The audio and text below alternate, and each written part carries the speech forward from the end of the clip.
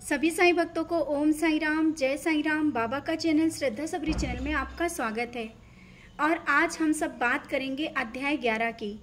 इससे पहले आप लोगों से बात की थी अध्याय 15 कि किस लिए अध्याय 15 पढ़ते हैं और अध्याय 15 से हमें क्या क्या शिक्षा मिलती है। उसी तरीके से आज आप सबसे हम लोग अक्सर कहते रहते हैं, सभी लोग कहते हैं कि 11वां अध्याय डेली पढ़ना है। डेली 11वां अध्याय क्यों पढ़ना है? कभी आपने इस चीज़ को समझने की कोशिश करी कि 11वां अध्याय हमें क्या शिक्षा देता है? 11वां अध्याय पढ़ने से हमें क्या मिलेगा? 15वां अध्याय हम सबके जीवन में क्या परिवर्तन लाता है? इसी तरीके से 11वां अध्याय भी हमारे जीवन के लिए बहुत ही महत्वपूर्ण है। 11वां अध्याय अगर आप पढ़ रहे हैं, उस चीज़ को समझें। अगर आप एक एक शब्दों को समझ करके पढ़ रहे हैं रेगुलर, देखना आपके जीवन में कितना बदलाव होगा। लेकिन पढ़ने से पहले आप उन चीज़ों को समझें। समझना, वही हमने बोला ना कि समझना बहुत ज़रूरी है। जल्दी जल्दी अध्याय को पढ़ के ख़त्म करना, कुछ भी नहीं समझ में आएगा। 11वां अध्याय हमें गुरु तत्व ज्ञान की ओर लेकर के जाता है और हमें अज्ञानता से दूर करता है। 11वां अध्याय हमारे गुरु की महिमा, हमारे बाबा की महिमा, हमारे बाबा के एक अलग ही अद्भुत लीलाओं का वर्णन है। और बाबा क्या हैं, कैसे हैं, वो ज्ञान क्या है और बाबा की भक्ति, विश्वास, ये सब कुछ 11वां अध्याय में ही समर्पित है।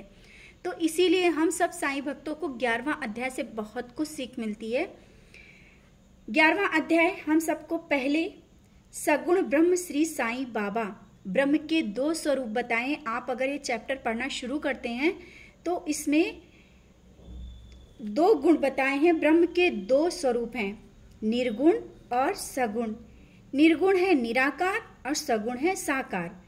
यद्यपि एक ही ब्रह्म के 2 रूप हैं, जैसे कि अगर हम लोग कहें निर्गुण, निराकार, सगुण, साकार। हम भगवान की पूजा करते हैं, हम अपने बाबा की पूजा करते हैं। काश हम लोग अगर बाबा को ना देखे होते तो किस रूप में हम लोग बाबा को पहचान पाते कि ये मेरे बाबा हैं। और आंखें बंद करके भी आज हम लोग ध्यान करते हैं तो अपने बाबा को उसी रूप में देखने की कोशिश करते हैं। तो इसमें सबसे पहले यही चीज़ बताई है कि अगर हम लोग भक्ति मार्ग की ओर अग्रसर हो रहे हैं तो ये 2 गुणों में सबसे पहले है सगुण भक्ति। सगुण भक्ति जो कि साकार रूप में हम अगर कोई फोटो या तस्वीर या कोई भी रूप में अपने भगवान की, अपने इष्ट की, अपने गुरु की पूजा करते हैं। धीरे धीरे अगर हम लोग रेगुलर पूजा करते रहें, आज हम सब लोग साईं भक्त हैं, बाबा को आंख बंद करके भी बाबा के दर्शन कर लेते हैं। ये हो गई निर्गुण, निराकार, जो कि हम लोग आंख बंद करके, आवश्यक नहीं कि बाबा की प्रतिमा हो, बाबा का स्वरूप हो, बाबा सामने बैठे हों, कोई आवश्यक नहीं, क्योंकि हम लोगों ने बाबा को देखा है खुली आंखों से। पहले हम लोगों ने एक भक्ति वहीं से शुरू होती है। जिसने भी भक्ति की है तो सबसे पहले वहीं से शुरू हुई होगी सगुण। कहीं ना कहीं बाबा का चित्र देखा होगा, फोटो देखा होगा, बाबा का स्वरूप मिला होगा। फिर बाबा की ओर आप अग्रसर होते चले गए, बाबा अपनी ओर खींचते चले गए। फिर एक पल आया कि आप ध्यान में बैठने लगे और उस प्रकाश की ओर, सच्चाई की ओर बढ़ने लगे, जहाँ पर ज़रूरत ही नहीं पड़ती है कि हमारे बाबा उस जगह पे कोई फोटो हो। आप कहीं भी बैठ करके निराकार भक्ति की ओर अग्रसर होते चले जाते हैं। तो ये 2 भक्ति के रूप हैं। और ये अगर आप अध्याय पढ़ रहे हैं तो इससे आप लोगों को समझ में आ ही गया होगा कि 11वां अध्याय क्या कहता है। इन 2 भक्ति की ओर अग्रसर होना हम लोगों को एक ज्ञान की ओर अग्रसर कराता है 11वां अध्याय। और बहुत सी चीज़ें हैं, कहते ना कि अगर आप ध्यान कर रहे हो तो बाबा का एक चित्र अपने सम्मुख लाओ।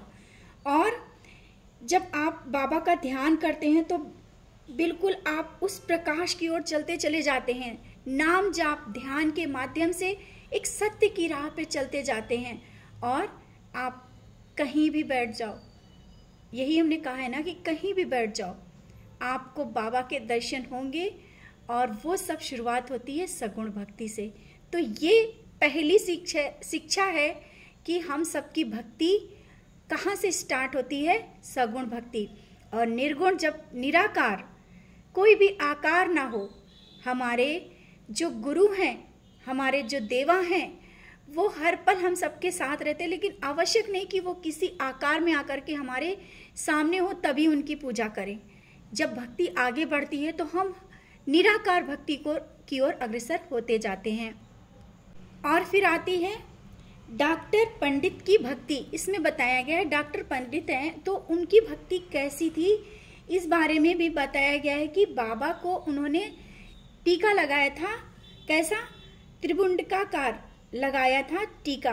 तो सब लोगों ने बाबा से क्या बोला था कि आप तो किसी को लगाने नहीं देते हैं, आप जो मस्तक में आपके टीका लगाया है डॉक्टर पंडित ने, आपने तो अभी तक किसी को नहीं लगाने दिया, इनको क्यों किया है? तो बाबा ने क्या कहा कि इन्होंने, डॉक्टर पंडित ने हमारे जो मस्तक में टीका लगाया है ये अपने गुरु के रूप में लगाया है। आप किसी भी रूप में, आवश्यक नहीं कि आप बाबा की ही पूजा करके आप बैठे हैं, आपके सामने आपका इष्ट जो भी देवी देवता है, बाबा ने कहा है आप किसी भी रूप में बाबा के करीब बैठे होंगे, बाबा आपको उसी रूप में आपको प्यार देंगे। ये है सच्ची भक्ति, ये है विश्वास। यही हमें ये अध्याय समझाता है, क्योंकि हम लोग भटकने लगते हैं कि किस भगवान की पूजा करें, हमारा तो मन बाबा की तरफ जा रहा है। ठीक है, आप बाबा के पास बैठे हैं, आपकी कोई भी इष्ट है, आपके कोई भी देवी देवता हैं, आपके गुरु हैं, तो उनका निरादर नहीं करना है। आप जिस रूप में जहाँ भी बैठेंगे आपको अपने बाबा आपके करीब दिख ही जाएंगे, बाबा उसी रूप में आपको स्वीकार करेंगे, क्योंकि बाबा को पता है आपकी भक्ति सच्ची है, आप किस रूप में पूजा कर रहे हैं। बाबा ने कहा ना, सबका मालिक एक है। भले ही हम सबके मन अलग हो जाते हैं कि हम ये भगवान की पूजा करें या इस भगवान की पूजा करें, लेकिन बाबा हर रूप में हम सबकी भक्ति स्वीकार करते हैं, तो हमारा मन भटकाव से भी बच जाता है। इस अध्याय को पढ़ने से यही बहुत बड़ी सीख मिलती है। हमारे कोई भी देवी देवता हो, कोई भी गुरु हो, हम जिस रूप में अपने बाबा के करीब जाएंगे हमारे बाबा हमें स्वीकार करेंगे। तो ये है डॉक्टर पंडित की भक्ति, जो कि बहुत ही आसानी से अगर समझा जाए तो बहुत ही आनंद के साथ अगर इस चीज को समझ लेना। कहानी तो हम पढ़ जाते हैं, लेकिन हम लोग को समझ में नहीं आती कि इस जगह पे क्या क्या बताया गया है। तो बाबा ने यही बताया, तुम किसी भी रूप में मेरे सामने आओगे, किसी भी देवी देवता को या अपने गुरु के रूप में हमको मेरे करीब आओगे, मैं वो भक्ति स्वीकार करूंगा। बाबा हर एक रूप में हम सबको स्वीकार करते हैं, हम हर एक रूप में बाबा हमारे करीब रहते हैं। और फिर बताया गया है कि बाबा बहुत ही जल्दी कभी क्रोध में आ जाते थे, कभी एकदम मोम से हृदय, एक कोमल हृदय माँ के समान अपना लेते थे। ये भी एक बाबा की अद्भुत लीला थी, जो कि हमें जीवन जीने में, जब हम लोग अपने जीवन को जीते हैं तो उस समय हर क्षण, हर पल, हर एक समय कुछ न कुछ ऐसी चीज़ें हमारे सामने घटित होती हैं जो हम लोग जीवन में होता है और उसको महसूस करते हैं और आगे बढ़ते हैं। कभी अच्छा तो कभी बुरा। आवश्यक नहीं कि हर समय अच्छा ही हो, कभी बुरा भी हो सकता है। तो हम सबको उतनी पात्रता आनी चाहिए। हमें गुरु का ज्ञान मिला है तो हमें हर चीज़ सहने की क्षमता भी होनी चाहिए। और बाबा का प्यार तो बहुत ही अनमोल है। बाबा कभी किसी से नाराज होते ही नहीं है। बाबा ने इसमें भी कहा है, बाबा तो भूल जाते थे कि कब और किसको नाराज हुए। बाबा तो हम सबको एक नई सीख देते हैं। बाबा हर पल हम सबको एक रास्ता दिखाते हैं। और माँ के समान, एक माँ के समान अगर डांटा भी है, अगर कोई फटकार भी लगाई तो बाबा भूल जाते थे, क्योंकि बाबा को पता था कि हमारा बच्चा है, हम इसको सही राह दिखा रहे हैं। और अगर जो सही राह माँ दिखाती है तो उसको अपनी वो गलती नहीं लगती है, उसको ये लगता है कि हमने अपने बच्चे को अच्छा सिखाया। तो बाबा की भक्ति ऐसी ही है। हम लोगों के पास जब परेशानी या कुछ कष्ट आते हैं तो बाबा उससे भी हम लोग को सीख दे रहे होते हैं। बाबा ने कहा है, लेकिन बाबा ने ये भी कहा है कि बाबा का प्यार अद्भुत है। बाबा का प्यार ऐसा है कि बाबा वो जो चीज़ें होती हैं वो भी आप भूल जाओगे। जब बाबा का प्यार इतना आएगा, बाबा जब प्यार देते हैं, जब अपनी भक्ति को बाबा आपके ऊपर लुटाते हैं, अपना प्यार बरसाते हैं, जो कठिनाइयाँ आई हैं वो आप भूल जाओगे। ये भी इस पाठ से जहाँ तक हमें महसूस हुआ है, बहुत ही बाबा ने प्यारे ढंग से, बहुत ही अच्छे ढंग से हेमांड पंत जी ने बाबा की लीलाओं का गुणगान किया है। और बाबा को जो भी शब्दों से वर्णन किया गया है बाबा की भक्ति का, बाबा के व्यवहार, जो बाबा जिस तरह से थे, हम लोगों के मन को छू जाता है। तो 11वां चैप्टर हम लोगों के लिए बहुत बहुत ही आवश्यक है। बाबा की अद्भुत लीलाएं हैं इसमें। और फिर इसमें है हाजी सिद्दीकी फाल्के। इनको बाबा अपने करीब नहीं आने देते थे, करीब नहीं आने देते थे और वे परेशान हो गए थे किस तरह से हम बाबा के करीब जाएं। मस्जिद के सामने ही रहते थे, लेकिन बाबा मस्जिद के अंदर प्रवेश नहीं करने देते थे।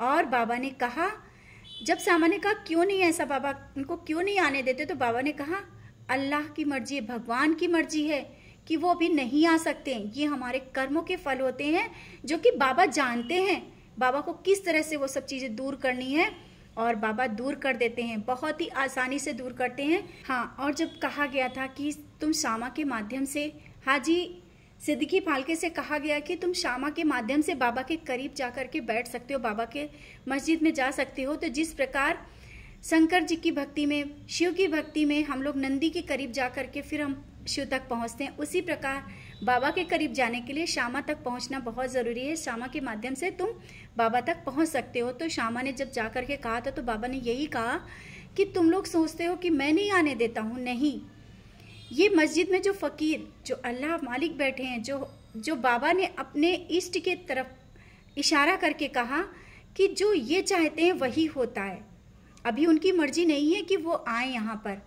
और बाबा हर एक व्यक्ति के कर्मों के फल को बहुत ही आसानी से काट देते हैं। फिर इसके बाद बाबा ने हाजी सिद्दीकी फाल्के को खबर भेजी कि जाकर के पूछो कि ये 40,000 रुपये 4 किस्तों में देने के लिए तैयार हैं।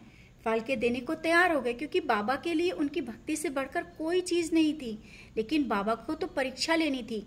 बाबा उनकी परीक्षा लेकर के उनको कष्टों को दूर कर रहे थे और उनको करीब खींचना था। बाबा बहुत परीक्षाएं लेते हैं, लेकिन हम लोगों को बहुत मजबूत बनाते हैं। ये अध्याय भी हम लोगों को समझा रहा है। हाजी सिद्दीकी फाल्के कितने महीनों तक के बाहर रहे। और फिर इसके बाद बाबा ने कहा कि मस्जिद में एक बकरा हलाल करने वाला हूँ, उनसे पूछो उसे क्या रुचिकर होगा, बकरे का मांस, नाद या अंडकोश। शामा यह उत्तर लेकर लौटे कि यदि बाबा के भोजन पात्र में एक ग्रास भी मिल जाए तो हाजी अपने को सौभाग्यशाली समझेगा। अब इस जगह पे बाबा ने जब ये बात कही है तो बहुत से साईं भक्तों के ऊपर इतने प्रश्न उठ जाते हैं कि बाबा मतलब ऐसा क्यों बोले, मांस खाने के लिए क्यों बोले। यही तो भक्ति की परीक्षा है जो हेमांत पंत के माध्यम से आज ये हेमांत पंत जी ने ऐसा लिखा हुआ है। और ये बाबा ने लिखा है, ये हम सबकी भक्ति की परीक्षा है कि इस जगह पे आप बाबा का चरित्र पढ़ रहे हैं और ये जब आता है ना तो आपका मन डगमगाने लगता है, बहुत से लोगों का मन डगमगाने लगता है और बहुत से प्रश्न उठने लगते हैं। तो आप सबसे यही कहते हैं, अच्छे से आप अगर समझोगे तो हर एक अध्याय में, हर एक शब्दों में बाबा की एक शिक्षा छुपी हुई है। लेकिन बाबा ने उस जगह से फिर उनकी परीक्षाएं खत्म भी करी। ये हम सब के लिए परीक्षा है, ये हम सब साईं भक्तों के लिए परीक्षा। जब 11वां अध्याय पढ़ते तो रुक जाते इसी जगह पे। लेकिन बाबा ने फिर किस तरह से, बाबा गुस्सा हुए, बाबा का क्रोध, बाबा ने अपने उस क्रोध से उनके कर्मों को भी दूर कर दिया और उनको अपने करीब ले आए। फिर जब हाजी सिद्दीकी फाल्के का जो कष्ट थे, जो परीक्षाएं थी, वो जब कष्ट दूर हुए, परीक्षाएं दूर हो गई, परीक्षाओं में पास हो गए, तो बाबा ने इतना करीब उन्हें अपने करीब बिठाया कि बाबा उनको स्वयं मुद्रा भी देते थे, पैसे भी देते थे, अपने करीब बिठा के भोजन भी कराते थे, मस्जिद में आने की अनुमति भी दे दी थी। और बाबा के बहुत करीब, जो परीक्षाओं से लड़ते हुए आगे बढ़ते हैं ना, बाबा के वो बहुत करीब पहुंच जाते हैं। और तत्वों पर नियंत्रण, ये भी है 11वें अध्याय में, हम लोग जल्दी जल्दी पढ़ जाते हैं। तत्वों पर नियंत्रण, वो ईष्ट, वो भगवान का ही होता है। तो हमारे बाबा का तत्वों पर नियंत्रण था। जिस तरह से शिरडी में बारिश बहुत तेज हो रही थी, पानी बरस रहा था, सिर्फ बाबा की एक आवाज़ से ही बारिश रुकी है। ये क्या था, ये क्या इस अध्याय में समझाते हैं कि हम लोग क्या समझते हैं, बाबा को नहीं समझ पाते हैं। बाबा हमारे स्वयं साकार रूप में आकर के शिरडी में बैठे हुए स्वयं ईष्ट हैं, हमारे भगवान हैं, वो ब्रह्म तत्व हैं। जिनको जो समझ पाया वो समझ पाया। अग्नि बहुत तेज जल रही थी, धुनी की लपटें बहुत ऊंचाइयों से जा रही थी। बाबा का एक सटके की प्रहार से ही वो अग्नि मध्यम हो गई। तो ये सब चीज़ें हमें 11वें अध्याय से बहुत कुछ सीख मिलती हैं। हमारे बाबा, हमारे देवा स्वयं साकार रूप में हम सबके करीब आए और हम सबको धन्य किया। बस समझने की फेर है, समझ गए तो जीवन धन्य है। इसी के साथ ओम साई राम, जय साई राम।